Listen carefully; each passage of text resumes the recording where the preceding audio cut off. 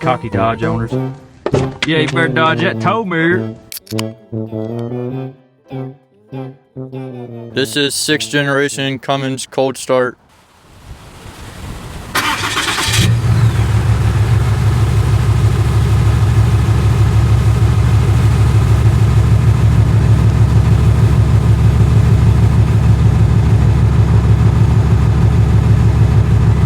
Alright, for those of you guys that are new, about almost 2 years ago, we bought a 2022 Ram 2500 crew cab long bed 6.7 Cummins. We got this truck with 11,000 miles on it. It now has 57,299 miles on it. So this is a long-term review of this truck. My thoughts on it after 2 years of ownership. 2 years, I really wouldn't say 2 years is long-term review. It's definitely not high mileage, I wouldn't say. There is after 2 years of ownership, I feel like you kind of have your thoughts and opinions pretty sorted out on a vehicle. Fords are pretty so, especially when you spend a lot of time in that vehicle. So my long-term 2-year review of this Ram 2500 Cummins crew cab long bed. It's hard to find crew cab long beds in this Laramie package. Most of them are like the Bighorn package or work tradesman package. So this is kind of a rare truck. It's in construction white with gangster feel rims on it. So without trying to be unbiased or anything, Fords are pretty. This truck doesn't have any fancy backing up bullshit like the F-150. And what we're going to focus on is this knob here. I don't know if the F-250s or 350s have it. This truck, you have to back up like a man. I'll be honest with you, a lot of people can't back up a trailer. This guy's going wrong! So, we're gonna see how fast I can back this trailer up this driveway. Oh, I forgot to close the hood. Let me get in the staging lane. 3, 2, 1. Holy f***. That's a lot more torque than I thought it was gonna be. Oh man. This is not looking good. All right, let me put the mic down. I need 2 hands.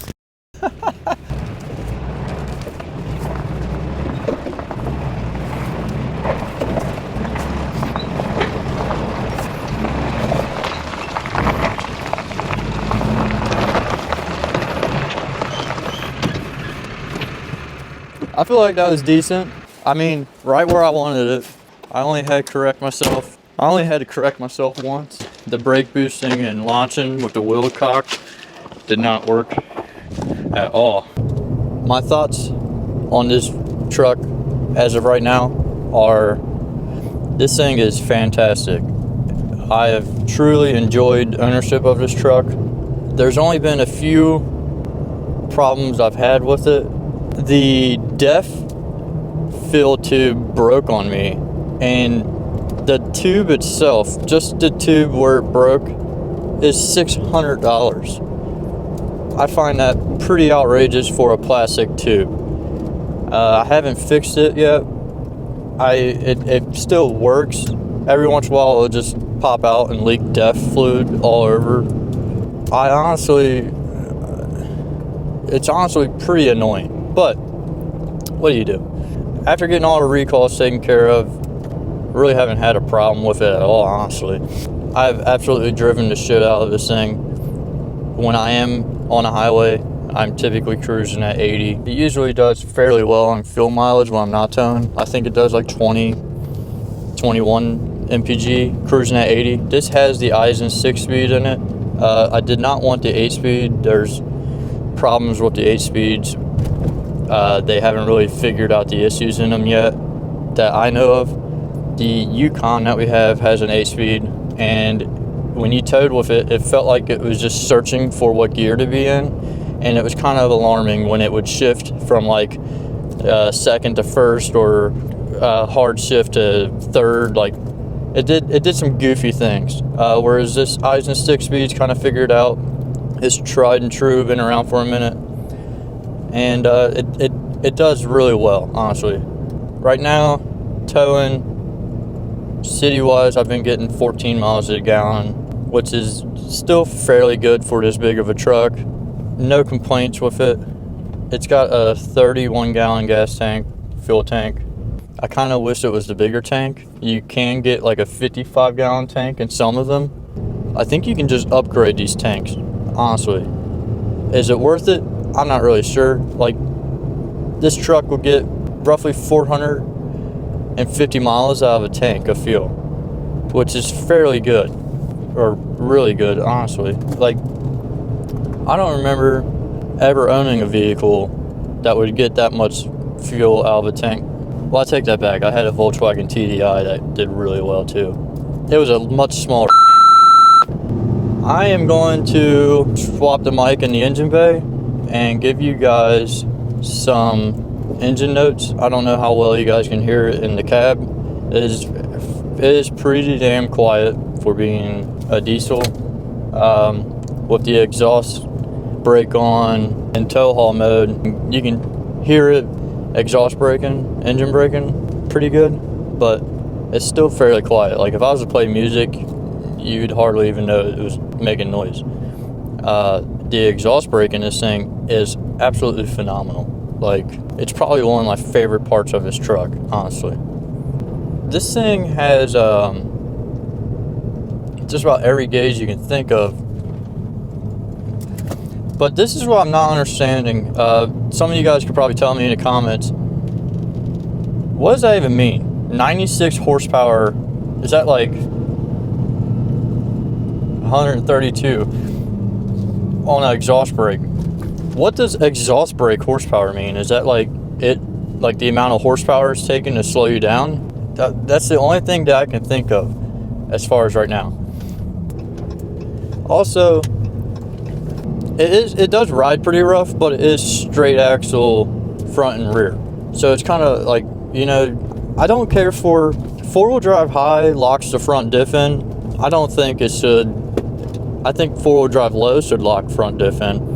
The problem is when you're at like a client's house or something and four-wheel drive high, if you pull out on the road and four-wheel drive high, like coming out of somebody's yard, it makes all kinds of clunking noises, and it just sounds god awful. Like, it's some of the worst sounds you can think of coming from the front end of this thing. I don't know why. I guess it's honestly just a better solution for something. I don't know if they cheaped out in that area, or like, I'm pretty sure in the Jeeps you can lock the front axle with like a switch. So why couldn't you just do it that way with this? Like, it's just push buttons. I honestly don't think I'll ever get rid of it.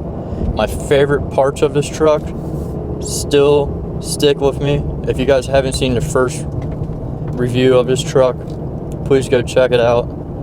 I really do enjoy everything that they have done with this truck. Other than some minor like detailed things that they could probably easily fix in the newer years or whatever, it's really not that big of a deal for me. I guess they could add another subwoofer too, you know. The stereo system in this is phenomenal, but give me some more bass, right? Like, I want to be bumping. I also still really love the looks of this thing. Like, this truck looks fantastic.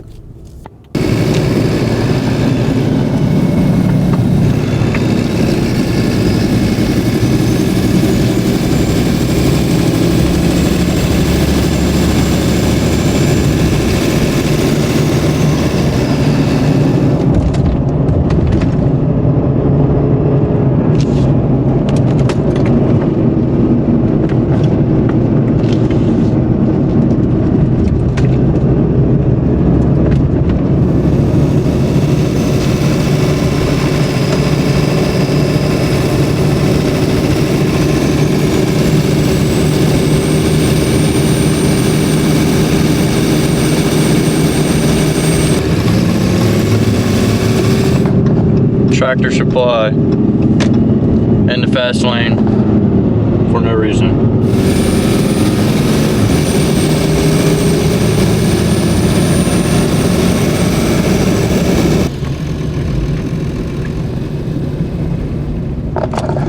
This is probably one of my favorite sections of road on a bike and a car. Not so much a big truck with a truck.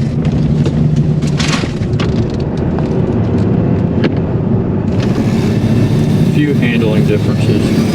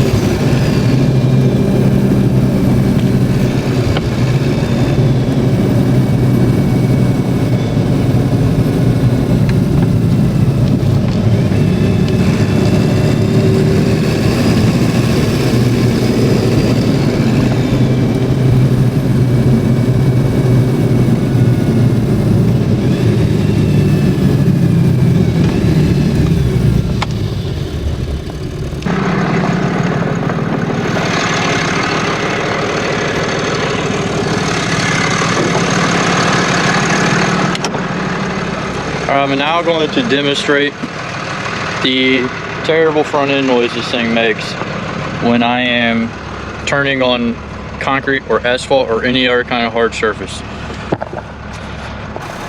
4-wheel drive high.